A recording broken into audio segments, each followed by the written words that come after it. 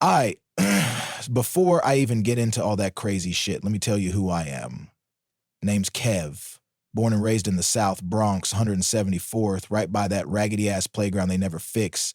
I ain't no superhero, no street legend, just a regular dude. Work at a corner store on weekdays, run errands for my moms when I ain't too lazy. Try to stay out of trouble, mostly. I used to think the worst thing that could happen in this city was catching a stray or getting jumped by some kids who ain't got nothing better to do. But that was before the screaming started. Before people stopped answering their phones. Before the rats got bold and the air smelled like shit. But, but let me back it up. This all started on a Monday, I remember, because that was the day my boy Dre got locked up for some dumb shit. We were all posted up that night. Me, Dre's little cousin Marcus, and this girl Gina I was trying to vibe with. We chilling on the steps outside my building, passing a bottle, talking mad trash about everything. You know, typical hood shit. The night felt weird, though. Quiet. Like the block was holding its breath. Ain't no sirens, no baby mama screaming out the window, no distant music bumping from a car that don't got no muffler. Just this heaviness. Like the block already knew something was coming. But I didn't want to sound soft, so I brushed it off, laughed with the crew, took another sip, cracked jokes with Gina. But around 10 p.m., Malik showed us some video on his phone, said it was from up in Kingsbridge. Some dude crawling on the sidewalk like his legs ain't work. Lady tried to help him, and he bit her face. Dead ass, like mouth full of her cheek, blood everywhere. At first, I thought it was fake, like a prank or a movie skit, but there was something in the way that man moved, jerky, like a puppet with its strings cut, that made my stomach twist. Gina laughed. She said, "Yo, that's mad fake." But my smile faded. I kept watching. I zoomed in on the background of the video. People running across the street, doors slamming. No cop showed up either. Just chaos. I couldn't sleep that night. I laid on the couch with my hoodie pulled over my face, trying to block out the sounds from the street. Dogs barking, somebody yelling way down the block. I kept thinking about that video. At around 1:30 a.m., I got up to grab water. When I passed the window, I noticed something.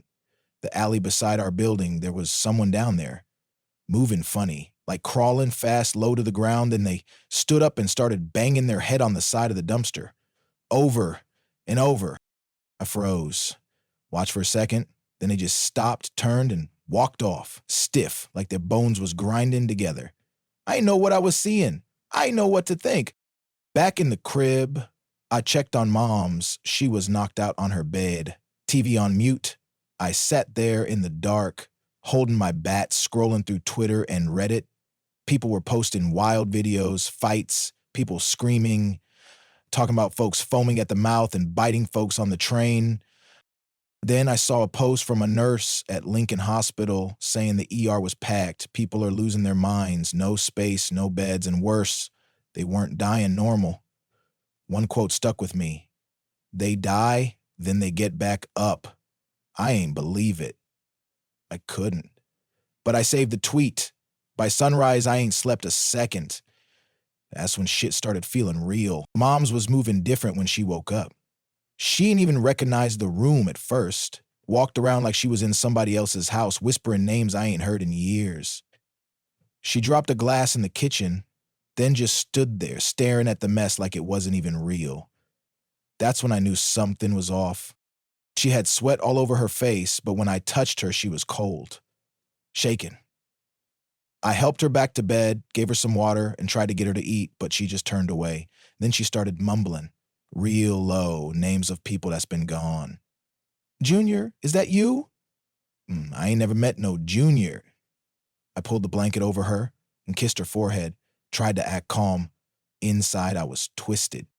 I spent the morning by the window, curtains barely cracked. The block was quiet again, but it wasn't peace. It was that thick silence like before a storm. The birds was gone. Ain't no kids playing double dutch, no radios, just wind. And this buzzing in the air? Like electricity, but dirty. Around 10 a.m., my phone lit up. A text from Gina that says, "Stay inside. They're biting." No context, no follow-up, just that. I hit her back, nothing. I tried FaceTiming. No answer, just a black screen and static. I was about to call again when I heard a scream from down the hall.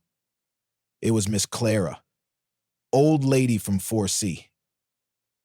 She was banging on someone's door, yelling something about her son. I opened mine just a crack and looked out.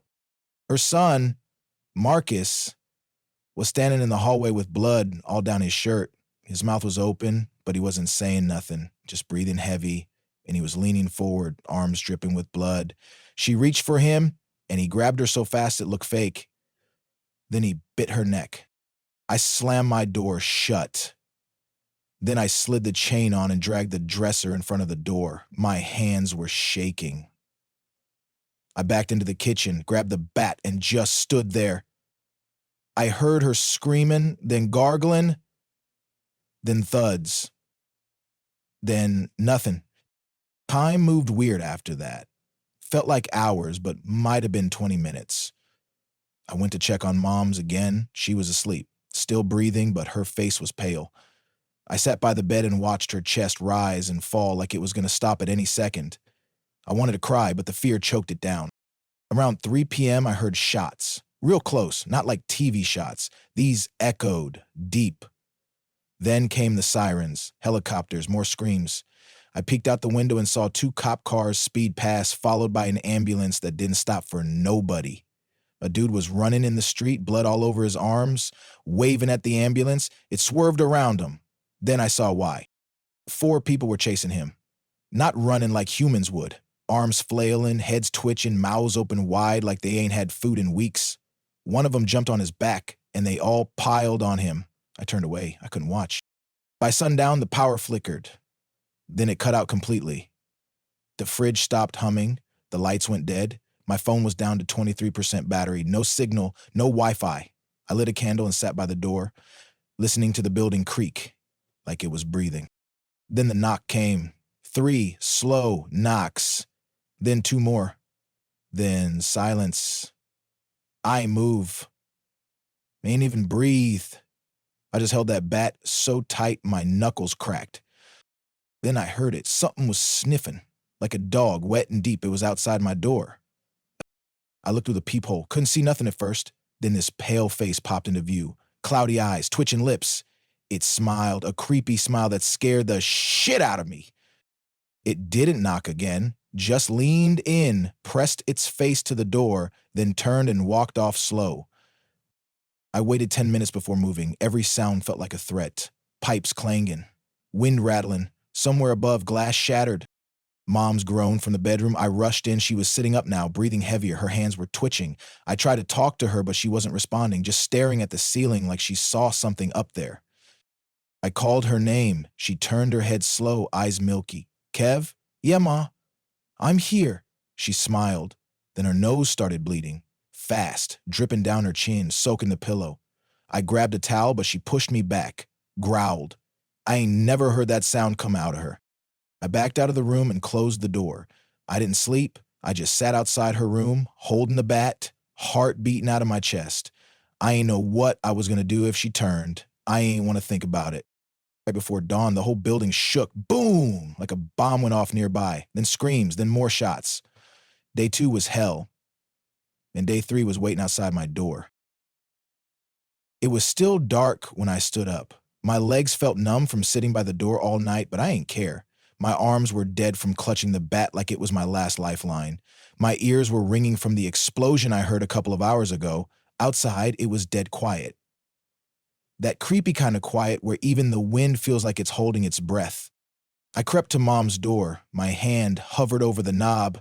I ain't want to open it, but I had to. I had to know. I turned it slowly. The hinges creaked like they were screaming. She was lying there still, eyes shut. Blood all on the pillow, dry and dark. Her chest wasn't moving.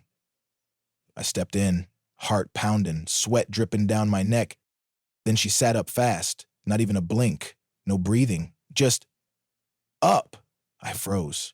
She looked at me, not like my mom's, like something else was using her body. Her mouth opened, but no words came out, just this deep, raspy growl that rattled my spine. Ma, I whispered.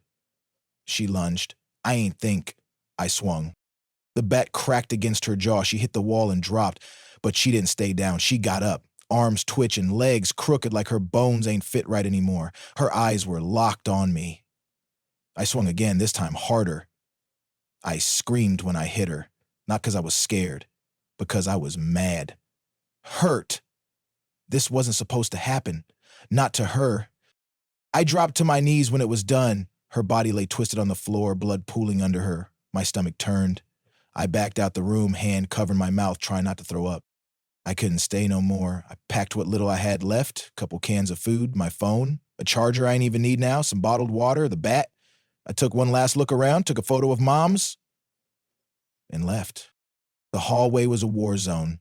Blood smeared across walls, doors cracked open with arms hanging out. I stepped over Miss Clara, or what was left of her. Her face was gone, like someone scraped it off with a cheese grater. I headed down the back stairwell, careful not to make a sound. Every step echoed. On the second floor, I saw a kid sitting in the corner, rocking back and forth. Maybe 6 years old, his hands covered in blood. I said, "Hey, you okay?" He looked up, face blank, eyes gray. I ain't wait to see if he moved. I dipped. Outside was worse. The sun was just rising, but it didn't feel like a new day. It felt like a countdown. The sky was this nasty mix of orange and ash, like the world was burning from the inside out. Smoke curled out from buildings. I saw a car flipped in the middle of the street, body parts scattered like somebody exploded inside it. A bus had crashed into a storefront. Hands were pressed against the inside windows, smearing blood like they'd been clawing to get out. I stuck to the alleys, kept low, moved fast. Every corner I turned felt like it could be my last. I needed to get to Gina's place. She lived off 161st by Yankee Stadium. Not far, but not close either. Along the way, I saw things I'll never unsee. A man eating his own fingers, laughing while doing it. A woman climbing a lamppost, screaming for her baby while her baby laying 2 blocks down with half a head. I passed a dog fighting off 3 of them infected. The poor thing held its own till one grabbed it and snapped its spine like a stick. When I reached Gina's building, it was quiet. Too quiet. The door was wide open. I walked in, bat ready. Blood trailed down the hall. Her apartment was on the 3rd floor. I made it up the stairs and knocked. No answer. I pushed the door open. There she was. Gina, holding a knife, standing in the kitchen like she'd been waiting for me. "Kev," she said, voice cracking. I dropped the bat and ran to her. She dropped the knife and hugged me like she'd never let go. I ain't cried, but I wanted to. We sat down and talked. She told me her mom's turned 2 days ago. Bitter little brother. Gina had to kill them both. We sat in silence after that, just listening. Watching the light flicker through the window. The world was dying outside, but for a moment, it felt okay. Then we heard the sirens, a loudspeaker. "This is the NY National Guard. All survivors, make your way to the 145th Street Bridge. Last evac point, 30 minutes before closure." We looked at each other, no words needed. We grabbed what we could and ran. The streets were chaotic. People are fighting the infected and each other. Fires everywhere, buildings crumbling. We ran through hell. Past a school overrun with infected kids. Past a cop begging for help with a bite on his neck. Past a preacher screaming about the end. We reached the bridge with 10 minutes to spare, but the gates were closing. Soldiers yelling, "Move, move!" We pushed through the crowd. Gina slipped. One of them grabbed her ankle. She screamed. I turned and smashed its head in with the bat. We made it through.